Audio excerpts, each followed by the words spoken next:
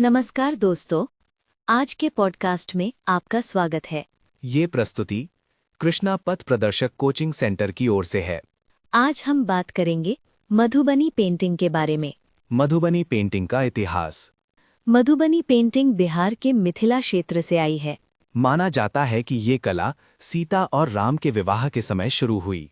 राजा जनक ने विवाह स्थल को शुभ चिन्हों और रंगों से सजाने का आदेश दिया था।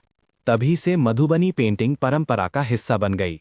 मधुबनी पेंटिंग के प्रकार। मधुबनी पेंटिंग दो प्रकार की होती है, दीवार चित्रकला और अरिपन चित्रकला। दीवार चित्रकला के दो मुख्य प्रकार होते हैं। पहला है गोसाइन पेंटिंग। ये पूजा के कमरे में बनाई जाती है। इसे गोसाइन घर कहा जाता है। इसमें राम सीता, राधा कृष्ण, शिव पार्वती, दुर्गा, विष्णु लक्ष्मी के चित्र होते हैं। दूसरा प्रकार है कोहबर पेंटिंग। ये नवविवाहित जोड़े के कमरे में बनाई जाती है। ये प्रजनन शक्ति, प्रेम और समृद्धि का प्रतीक होती है। इसमें कामदेव, रति, पक्षी और शुभ चिन्ह बनाए जाते हैं। अरिपन पेंटिंग। अरिपन पेंटिंग जमीन पर बनाई जाती है। चावल के घोल से डिजाइन बनाए जाते हैं।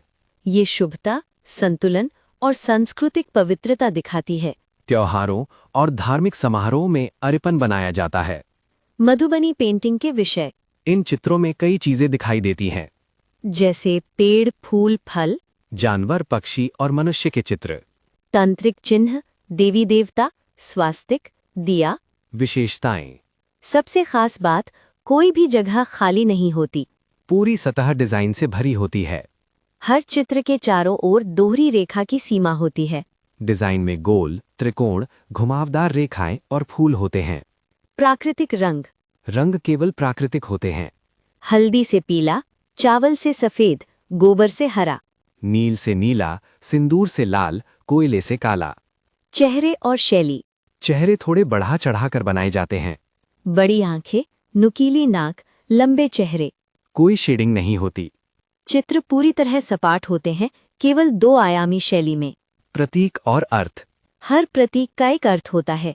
कमल मतलब पवित्रता, मछली मतलब उर्वरता, तोता मतलब प्रेम, सूर्य और चंद्रमा मतलब अनंतता। बांस मतलब समृद्धि। औजार और विषय। कलाकार उंगलियों, टहनियों, माचिस की तीलियों और छोटे ब्रश का उपयोग करते हैं। विषय होते हैं रामायण, कृष्ण लीला, विवाह, ग्राम नृत्य, त्योहार, प्रकृति।